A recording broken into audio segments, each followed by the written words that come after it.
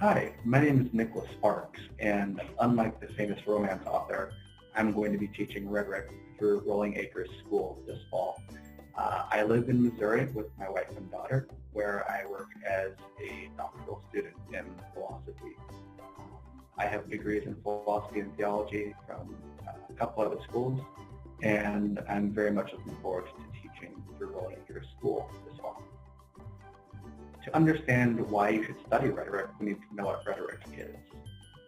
And rhetoric is one of the liberal arts, part of the trivium, and it is the liberal art that aims at communicating the truth well to other people.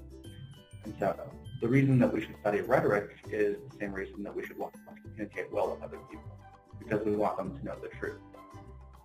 It's possible to use rhetoric poorly, and in fact, many people have done this. But the reason that you should study rhetoric, and the reason that I want to teach you rhetoric, is to help you to communicate well and to teach the truth to other people, as well as to come to learn it yourself. I would say that my favorite example of a rhetorician is St. Augustine of Hippo.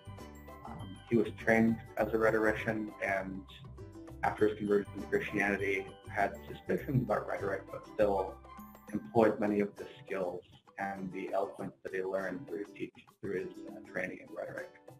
And I think what we can learn from him is to employ eloquence and beauty in the pursuit of truth. For Augustine, rhetoric doesn't obscure or distract from the truth, but rather it's a vital way of us communicating the truth that he's found in the Catholic faith. So I think Augustine is one of the prime examples of how to practice rhetoric well.